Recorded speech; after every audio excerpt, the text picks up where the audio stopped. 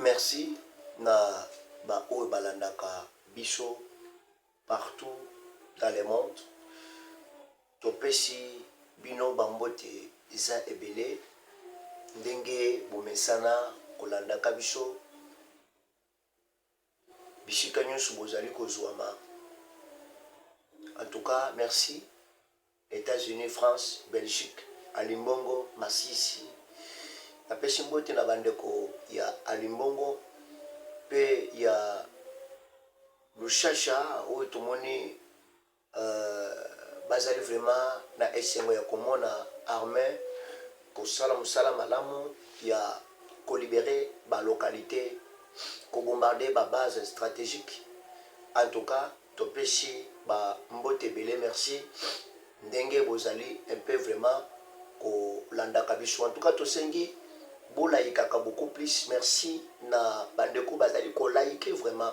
En tout cas, soki toza ko lakisa ba vidéo oyo toza ko lakisa ngo na bolingo yake ba congolais ba mona tolobi topesi ba vidéo ne pour batala mais il faut ko like kotika commentaire ko like kotika commentaire pona ko protéger vidéo oyo ezana kati zo sala vraiment bien pe partager na batu mususu bakota parce que toza na guerre médiatique bazo kosa kosaka biso mingi baza kosala ba montage pa ba wilingo mauka. Alors tozali un peu koyebisa bino ke moi soki changa ezali sous bombardement ezalaki sous bombardement, il y a drone d'attaque na biso journée il y a lelo le 30.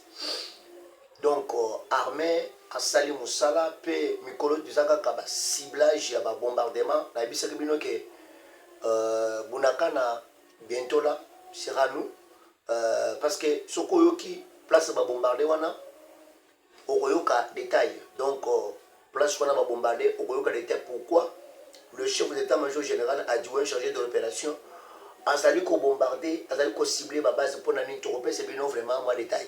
Merci. Très bonne nouvelle encore pour nous comme on a Willingoma azali ko sala montage ya vidéo moko ko la kisha lokola kangi ba militaire na biso kangi bango tout ça mais tropé c'est bien ba vérité bokolanda. Merci.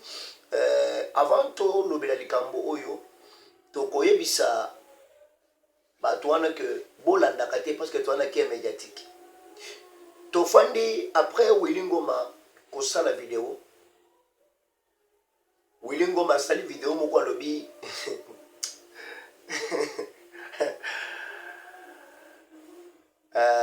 bakangi ba faux armée congolaise babeti bango na Limbongo omone ba matériel moko eza wana mais vidéo wana o moni Willingoma sali asaela ngo na kati ya Kanyanguko asala na Limbongo te parce que avec ba bombardement ba sali oyo Willingoma azate bon tout la vidéo wana bolanda ngo pena bien bon moi di mensonge ko bango ba sali balati si ba civil moko bilamba ya FARDC et so tali au mone bilongi wana ya ba congolais te baba civil mo ba kangi balati bango bilamba landa vidéo Monita. Monito. Fan. Ok. Nous sommes aujourd'hui le samedi 28 décembre 2024. Nous sommes ici à Limbongo avec le porte-parole politique et nous sommes venus vous voir puisque nous avons beaucoup de capturés, de prisonniers de guerre. C'est à vous, en tant que commandant en place, de nous expliquer cela. Merci mon collègue. Okay, merci d'être venu. Ici, devant nous, nous avons les capturés de guerre que nous avons capturés dans les fronts de Alimbongo. Ils sont ici présents, ce sont les FDLR, les FARDC.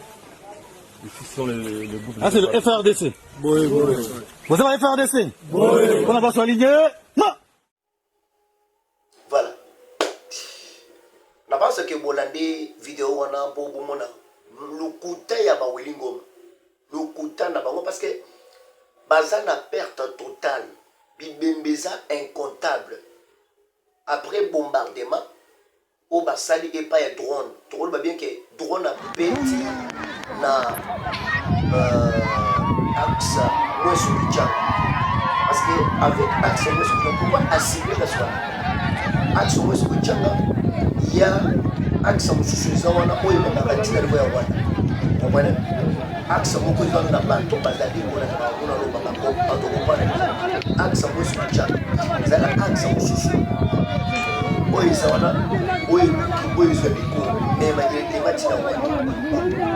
axe moi sur Kichanga wana axe wana ezali na katikati mais biso na mucho mais biso na Masisi. Donc ça veut dire bravo parce que Masisi mobimba comme bien que Masisi vraiment ezali totalement parce que ba bombardement oyo ba betango eza nouveau moko kusakana te. Parce que Masisi wana Kichanga wana eza na Masisi parce que tozana Kichanga ya Masisi tozana Kichanga ya Ruchuru tozana Kichanga ya Beni mais abeteli vraiment na axe moins sur Kichanga bolandaki base wana nde ba bombardaka ngo ba bombarder penza base wana siko nde ba bombarder armée azali ko cibler ba base wana pona nini. En tout cas merci na chargé de l'opération parce que asa intelligent on ciblé ba parti ya minene wana oyo aza ko ciblé on ciblé ngopamba te on ciblé d'une façon ko banda ko détruire une façon ko banda ko détruire ba base parce que mokonza mboka alobaki bien que kakama kotikala éternellement te de là na voiture une vidéo pour comprendre pourquoi prophétie wana facha pesa kango. Et na banza ke ba journaliste on a bazali ko se rappeler na ba parole au mukonzambo ka pesaki. Alors tout le monde ba arrêt magie bazali ko fêter ko na Kampala. Bazali ko lia ko mela mais Paul Kagame ko to en difficulté. Avec ko sala réunion moko stratégique ya ko remonter ba généraux. De bongo na bango ba fandi wana bazali ko luka ko se remonter. Aïe. En tout cas, Armée Nabiso, ma compagnie qui j'ai. Alors, chef Wana Oyaye, c'est un vrai chef. C'est un chef, il y a opération. Parce que Azali, ko jouer rôle moko, ya kitoko. Vous comprenez déjà que Paul Kagame a là déjà. Ba wili ngoma ba komi osa ba vidéo oyo moni ba sali ya ba montage o tokangi bon n'habité avec ba bombardement oyo moni osali parce que kaba na lobby place bango ba sali vidéo eza na limbongo te eza na kinyanguku obiso tolandela ka to yeba to abana mboka to landa to peso confirmation o moni le vidéo wana eza na kinyanguku eza na limbongo te. Parce que dans la minute, ma base wana nyon surtout est ciblé. D'ailleurs, quand tu es au Nangawana, premier jour où avion suko yamati kilo, suko yamati 4 avions des avions de chasse avec drone.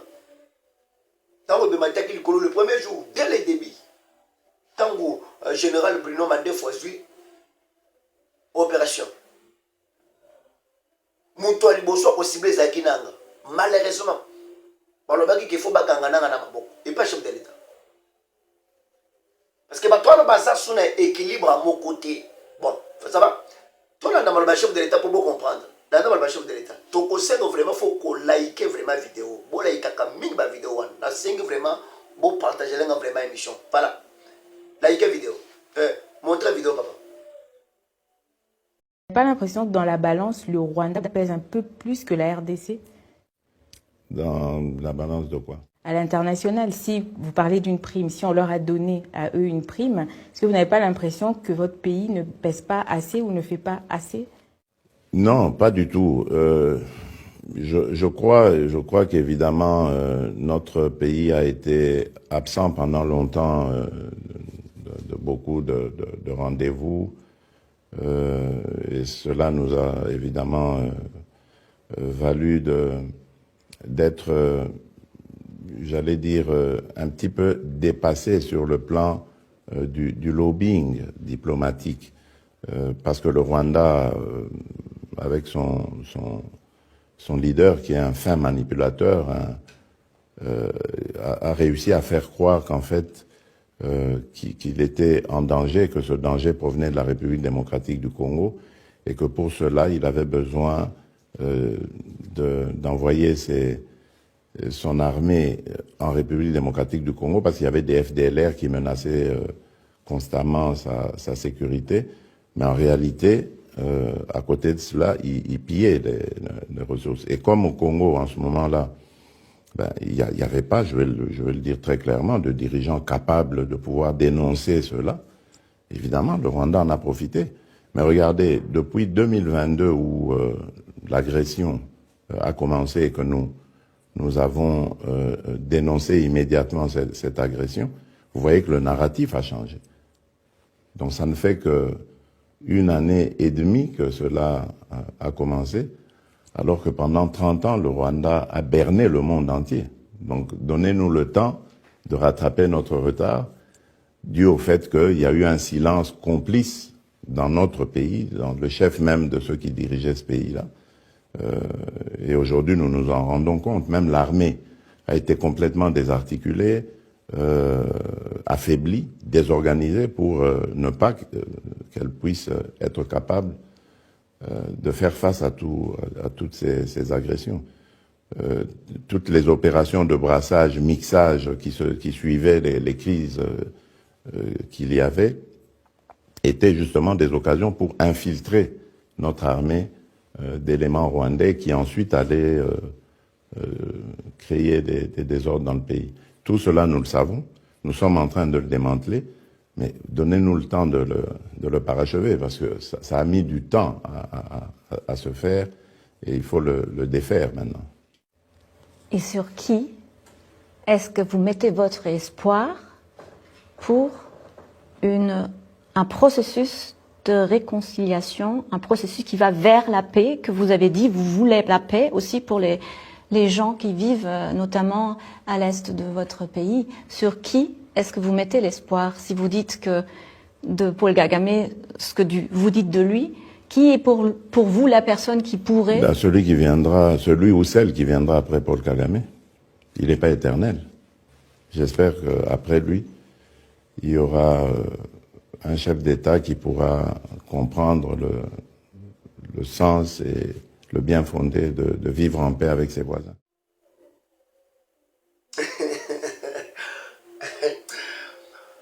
Tshisekedi. Aïe. Tshisekedi wa Mulumba. Écoutez, et puis il dit, Kakama continue l'éternité. Et d'ailleurs, Kakama dit que les pays belé dans le monde, na mensonge, na kobunda bitumba moko ya ba corruption ko pesa mbongo na ba militaire na biso ko corrompre bango na bambongo. De ko sala ba brassage na mixage ya ba militaire oya tika na l'est du pays. Mon précédent azalaki wana oya azalaki vraiment liboso ya chef de l'État Joseph Kabila pendant 18 ans parce que yezaki mutu na bango au Rwandais de père de mère. Il y a un favorisé un brassage et mixage à déstabiliser le pays. Alors, moi je suis venu pour profiter à l'occasion. Il y a qu'on défende en Mboka ou quoi. Et je n'ai pas le temps. Il y a qu'on négocier à Paul Kagame. Avec ces mensonges-là. Je n'ai pas le temps qu'on négocie avec Paul Kagame. Bolandi, américain, ministre des Affaires étrangères d'Amérique. Bazali ko kasuni pona ko féliciter chef de l'État à cause ya force. Secrétaire d'État américain bon mona kinde na tango ayaki. Blinken na zolo ba félicitations pour votre effort ya Luando Salime. Alobite que félicitations pour la force armée congolaise. Ba ko lo ba ngote pour ba yebaki. Ba battre Moussé na pete. Kabila zaki mutu na bango quand même parce que bango ne ba chaki wana tout ça. Ba no sala za volontaire bango. Balandi Mobutu, kaka bango nde batinda armée pour babenga na Mobutu.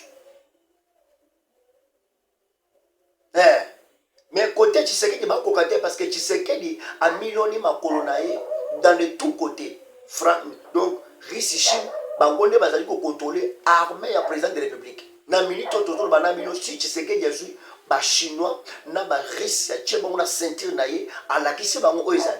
Goma wana mobimba que vous voyez. Goma wana est tombé facilement. D'ailleurs, on nous a informé que bango na ki, na ba rond-point moko boye, na ba rond-point 8e, rond-point 8e, et puis na ba rond-point mususu, bango na ki ba tumoko boye wana, parce que on soit venu à Zouaki mon plan. Plan na Zouaki, ya kozwa nango kampala itizaki ba folie moko. Mais ba folie o bango ba olo ba wana, baza ba folie o ba itizai pas mo soit venu, mais esimba te. Parce que tout le monde a batouana de basalaka que vous soyez venu à vraiment kampala. Mais et pas na biso esimba te parce que ba maboma nyoso baza ko itizai côté à Goma wana. Parce que le système le système a utilisé mais c'est trop tard. Général Pacifique à ma sauce. Azawana fongoli misu pour déstabiliser les pays. Bien qu'on ici que beaucoup au Congo qu'on a facilement. Beaucoup sont facilement. D'ailleurs, le coup du chef de l'État, on a ici tournant d'ailleurs. Dans ma belle espace Katanga et dans ma belle espace Kassai en général.